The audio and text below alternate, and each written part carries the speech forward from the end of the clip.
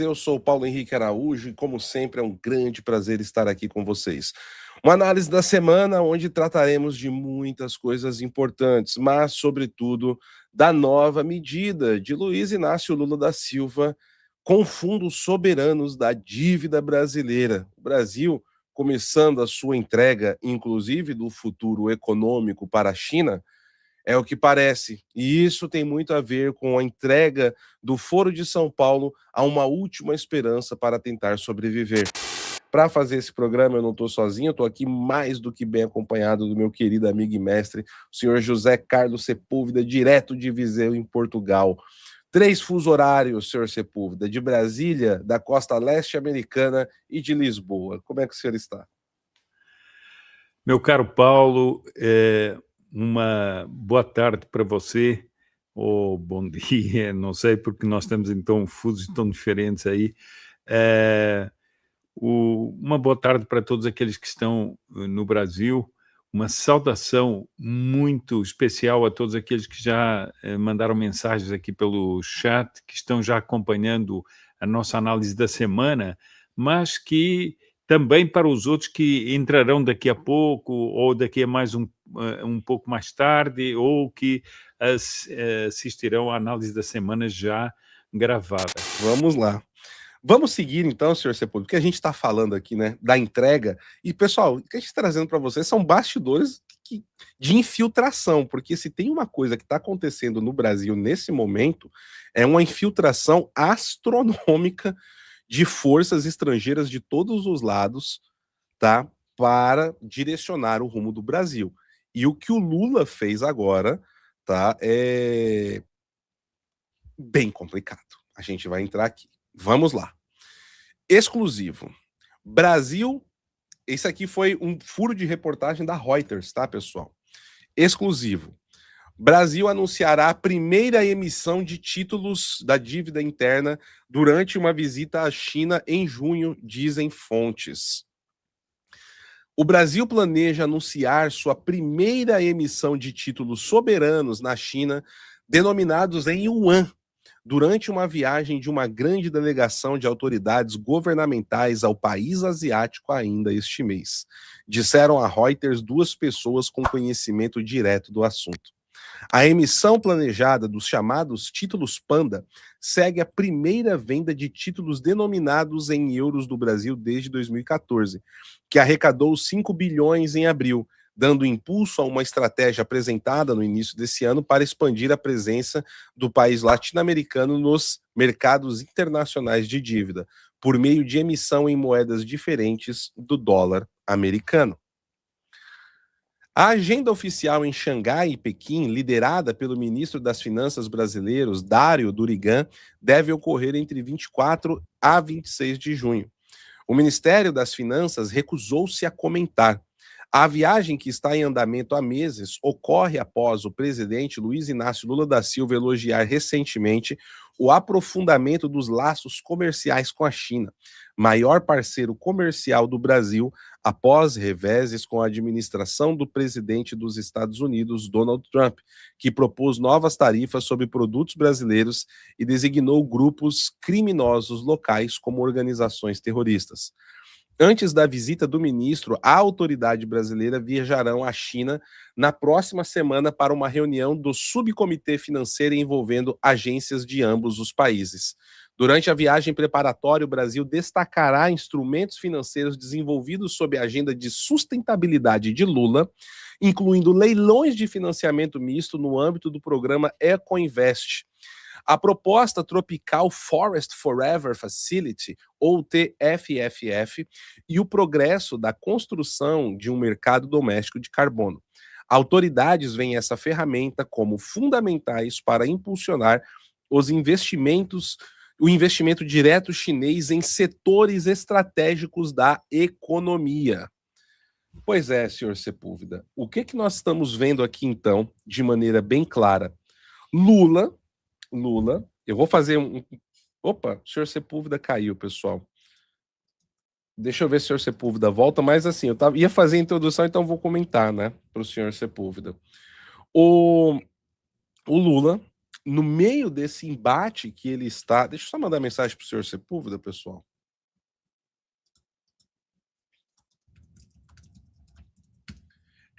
No meio desse embate, com o que está ocorrendo com os Estados Unidos da América, o que o Lula está fazendo? Ele está criando mecanismos, tá, para o Brasil... o senhor Sepúlveda voltou. Ele está criando mecanismos... Pois não, senhor Caiu aqui, Sepúlveda. não sei o que aconteceu, caiu de repente. Não, mas está de volta. O Lula está criando mecanismos para vender títulos da dívida externa do Brasil para arrecadar dinheiro e, assim, sustentar a máquina do governo. Ok, quando você vende isso em euro é uma coisa, quando você vende em yuan é outra completamente diferente. E aí, meu amigo, o Lula, ele acredita que ele está dando uma resposta para o Donald Trump, e ele está vendendo isso como uma resposta. Só que ele sabe muito bem que o que ele está fazendo é mudando o eixo estratégico geopolítico do Brasil e colocando o Brasil sob uma dependência perigosa chinesa. E que muitos setores da sociedade precisam estar atentos, sobretudo o agro, que hoje tem uma dependência muito grande da China, tá? E isso daqui pode fazer o Brasil afundar no médio prazo, mesmo que esse pingunço saia da presidência da República. Meu caro, eu vou passar para o senhor fazer os seus primeiros comentários, depois eu vou entrar um pouco mais nessa questão, por favor. Olha, eu não sou entendido de economia, mas eu acho o seguinte: eu acho que o Lula, antes de tudo, está tomando uma atitude política de provocar o governo Trump. E mostrar o seguinte, que o Brasil, ele quer colocar o Brasil sob o domínio da China. E há umas declarações até de um líder chinês, de um dos dirigentes do Partido Comunista Chinês e do governo, dizendo que o Brasil vai servir à China para a China manter a sua influência na América Latina. Ou seja, há uma disputa aqui dentro clara, mas todos aqueles que falam de soberania em relação aos Estados Unidos, calam-se imediatamente e estão prontos a aceitar esta subjugação aos interesses chineses. Agora, Paulo, aqui tem um problema que eu tenho ouvido alguns programas feitos por economistas de diversas matizes, mostrando que há uma crise profunda na China, uma crise econômica que está sendo gestada na China e que vai ter efeitos depois no mundo financeiro e, é claro. Bom, eu pergunto o seguinte: quais são os riscos dessa compra de títulos assim? Por exemplo, se houver uma super desvalorização da moeda chinesa. Se eles já jogam, todos os mecanismos deles são opacos, todos os mecanismos. Já está acontecendo, né, senhor Sepúlveda, a desvalorização da moeda chinesa. Ela tá claro. Com a subinflação, né, artificial. Né? O Bruno Musa tem falado muito sobre isso, isso, né? Tem. Perfeito, meu amigo, continue. É uma das pessoas que eu tenho ouvido é ele, mas outros também. Eu até tenho aqui um texto do Fábio Talhari, ele é professor de Economia e de Direito, e que ele até escreve para o próprio, não vou ler todo, porque é um texto muito longo, mas ele escreve para o Ivan, porque o Ivan deu essa notícia, e ele mostra todos os riscos de comprar os tais títulos Panda. Então, bom, e depois o seguinte, ele está... O senhor quer me mandar? Eu coloco aqui na tela em seguida para ler, quando o senhor terminar o seu comentário. Perfeito. Bom, eu só lhe digo o seguinte, Paulo, nós podemos estar assistindo também, além da provocação que que o Lula está fazendo ao Trump, ele pode estar montando uma armadilha para o próximo governo, que não seja dele, né? Que é o que Ele você está disse. deixando a bomba armada, né, senhor Sepúlveda? Ele está deixando uma bomba armada.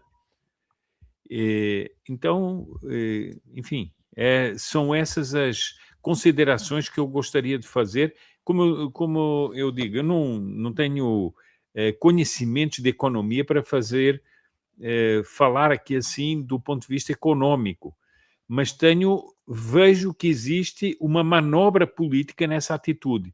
Só quero levantar aqui uma questão. Quando o presidente Trump, começou a tomar uma atitude mais contrária ao governo do Lula, foi quando o Lula anunciou que era preciso acabar com a hegemonia do dólar e passar para a moeda chinesa. Não sei se você se lembra disso. Uhum. Foi uma das primeiras razões que o presidente Trump deu para colocar tarifas sobre o Brasil.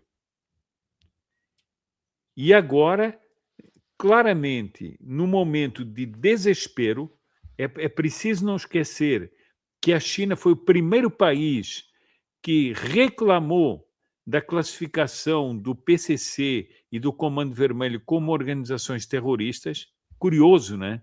É muito curioso. Eu acho que isso aqui é um jogo combinado para provocar o próprio governo dos Estados Unidos. Pois é, senhor Sepúlveda, só que no final quem vai pagar a conta é o Brasil, né? Ele tá usando isso de Claro. pretexto. Só para o pessoal entender que às vezes o economiquez fica complicado, eu vou pegar uma outra situação de como o PT utilizou isso para avançar com a agenda revolucionária. E vale lembrar, como eu coloquei no meu livro Foro de São Paulo e a Pátria Grande, o PT desde 2023 está assinando sob a tutela da Mônica Valente, a diretora executiva do Foro de São Paulo, né, de dentro do PT, junto com a Gleisi, que na época era presidente do PT, assinando vários acordos estratégicos com partidos comunistas do mundo inteiro, como do Vietnã, do Camboja, da China, de Angola, de Cuba, entre outros, né? E o que acontece? Em 2013, quando nós começamos a assistir às jornadas de rua, o pessoal indo para a rua, né, o gigante acordou e tudo mais, viu-se uma insatisfação que ainda não tinha uma forma muito clara nas ruas, e a Dilma ela tinha um projeto da época do Lula, do primeiro mandato do Lula, que estava engavetado. Porque o Lula, inclusive no meu livro eu trago todos os detalhes disso, inclusive o relatório de um médico que foi enviado para Cuba e desaconselhou o processo. O Lula tentou trazer os médicos cubanos para o Brasil para sustentar a ditadura de Cuba ainda em 2003 e 2004. Só que ele não conseguiu porque o Conselho Nacional de Medicina brasileiro, ele impediu, ele deu um parecer assim, falou, você está doido? Eles não têm a menor capacidade de fazer esse tipo de serviço. E como o Lula não tinha tomado todas as instituições, como conseguiu-se 10 anos depois, ele engavetou isso. E quando nós tivemos ali em 2013, as jornadas de rua, a Dilma falou, o povo está insatisfeito. Então vamos levar mais saúde e mais educação para o povo. E aí o que eles fizeram? Pegaram o projeto do Mais Médicos, empurraram goela abaixo. E aí os médicos cubanos começaram a vir para cá, e para alimentar a ditadura cubana, para depois auxiliar o chavismo também. A Dilma fez tudo isso, tá? É tanto que infiltrar agentes cubanos aqui no Brasil, né? Exatamente, né, senhor Sepúlveda? Muito bem lembrado. E aí, o que nós tivemos, né, depois de tudo isso? O próprio Padilha, que era o proponente ministro da Saúde, que assinava ali a entrada dos médicos cubanos, ele está sendo processado aqui dentro dos Estados Unidos, tá? E ele está sancionado, perdeu o seu visto e tudo mais. E por quê? Porque ele é acusado de ser uma pessoa que apoia a escravidão moderna do Partido Comunista Cubano. Aí o Lula, ele vai para os comícios dele hoje em dia e fala, porque é inadmissível um ministro que perdeu o seu visto, a sua filha, uma criança que não tem nada, por causa de Bolsonaros que estão lá, que não tem nada a ver. O canalha, ele esconde o tempo inteiro, que o Padilha é sancionado porque ele ajudava a escravizar médicos cubanos com familiares que ficavam como refém em Cuba. Por isso que o Padilha é sancionado.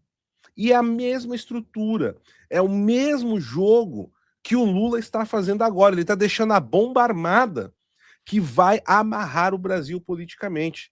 Porque esses títulos que a China vai comprar estarão na mão da China. E isso vai prejudicar a economia brasileira lá na frente. A bomba já está armada. É uma bomba suja armada na economia brasileira. Tá? Então, olha só, aí respondendo aqui quem foi que perguntou? Ah, o Ricardo Reis, né? O Flávio Eleito pode reverter a situação com a China? Não muito. Ele pode até parar de vender os títulos, tá? Da dívida, dos títulos Panda, como são chamados aí, em yuan. Mas e os que já foram comprados? E tudo que a China já assinou de contratos com o governo brasileiro, fábrica de camaçari, um monte de chinês roubando emprego de brasileiro, trabalhando em sistema semi-escravo. Senhor Sepúlveda, tem uma outra coisa do agro, tá? Que eu não, por enquanto eu não posso falar ainda, mas que eu tive conversando com uma pessoa que eu vi que está aqui assistindo, tá? Que, olha, na hora que isso estourar, senhor Sepúlveda, o pessoal do agro que está aí vendendo para a China como se não houvesse amanhã, achando que está tudo bem, quando perceber o que o governo brasileiro está fazendo, e isso vai estourar logo logo, o Lula está entregando tudo para a China agora, envolvendo outros países, tá?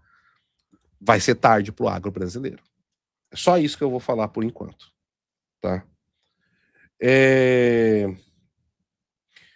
O Repolho está dizendo aqui, ó. Então vocês sabem disso e os deputados e senadores não sabem, estão dormindo? Repolho, não sei. A gente faz análise política, a gente está aqui gritando aos ventos há anos. Eu já falo aqui que o problema é que no Brasil, muitas vezes a política, ela hoje se debate porque gosta do discurso ou vai com a cara do nome do deputado, do senador, sobrenome. Só que boa parte dos políticos brasileiros, a maioria esmagadora, não tem a mínima competência para relações internacionais. Eu conversei com um diplomata esse mês passado, o senhor Sepúlveda, ele me disse o seguinte, PH, essa eleição no Brasil ela deveria ser pautada sobre os aspectos das relações internacionais da geopolítica. Claro, claro. Né? Porque é o que vai determinar o futuro do Brasil. Só que não vai ser, e a gente não tem um preparo muito grande dos nossos políticos para encarar o que está acontecendo no mundo. E realmente não tem, tá, pessoal? Essa é uma triste realidade. Então, é bem difícil a situação do Brasil nesse momento, tá? E se o Lula for reeleito, então, a situação vai ser muito pior. Para a gente seguir aqui com a pauta, né, senhor Sepúlveda, o senhor Fábio Talhari, então, ele respondeu, ele é professor de Economia e Direito, o Ivan Kleber. Pessoal, Fábio Talhari, tô até começar a seguir ele aqui agora, e ele disse o seguinte, ó, bom dia, Ivan. Agora mesmo fiz uma análise sobre um tanto de raiva, confesso, mas que chequei com os fofoqueiros da Europa e da Ásia. Os americanos ainda estão dormindo. Essa emissão de títulos Panda, como os chamamos no mercado, no atual cenário de dívida pública, no nível de 80,4% do PIB, gente, 80,4%, tá? 80% de tudo que é gerado de riqueza dentro do Brasil é para pagar dívida do governo. O que sobra ainda vai de imposto para o governo. E nós, senhor Sepúlveda, o povo brasileiro, que eu tô aqui, mas eu pago meus impostos no Brasil, nós que temos que pagar ainda subsídio de compra de voto, como gás, Bolsa Família, luz, para todo mundo. Para todo mundo. Então, assim, o brasileiro, ele paga para bancar, ele vive para bancar o governo hoje. Ele vive para bancar o governo. Tá? Ele vive para bancar o governo. Voltando, Fábio, perdão, meu cara, aqui no seu texto, mas ele ele é alto colérico, né? Vai gerando raiva na gente.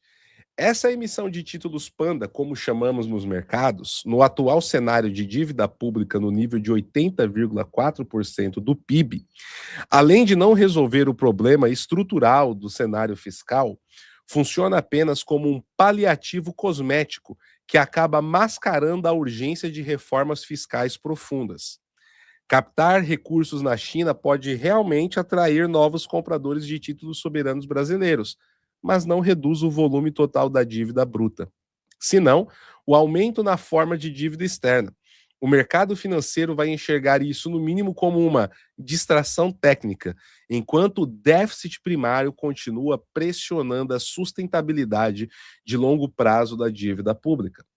Sem falar de uma submissão possível a uma potência estrangeira com fortes fundamentos ideológicos que, especialmente no caso de um governo de Flávio Bolsonaro, a partir de 2027, poderia usar essa dívida contraída agora como moeda de troca, até como instrumento de pressão. E é uma moeda podre. O yuan é uma moeda podre de um estado com crescimento artificial, gente, que mascara números. Por exemplo, os Estados Unidos têm uma dívida pública altíssima, quase impagável também. Só que você tem accountability nos Estados Unidos. É tanto que eles podem se dar ao luxo de rebaixar o valor da moeda, é o que o Trump está fazendo agora. O Trump ele está diminuindo a força do dólar para poder combater e ajudar a indústria nacional interna aqui dentro dos Estados Unidos. Ou seja, o Trump ele consegue baixar o poder da própria moeda. E o governo americano consegue fazer isso. E é o padrão. Ainda é diferente, como eu disse lá atrás, que se o Brasil vende os títulos em euro. Porque ainda em matéria de força, por mais que o padrão internacional seja o dólar, o euro é uma moeda no poder de compra, mais o euro, as libras, são mais fortes que o dólar.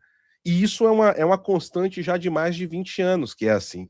Então, por mais que você vendeu em euro, é uma moeda forte e que, se precisar, o Brasil tira vantagem. O yuan é de um estado totalitário, com economia artificial podre e fraca, e que vai colocar o Brasil subjugado na mão de um regime totalitário comunista do Xi Jinping.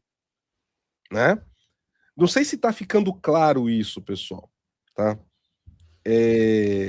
Não sei se está ficando claro isso. Daí os calhordas ainda falam em soberania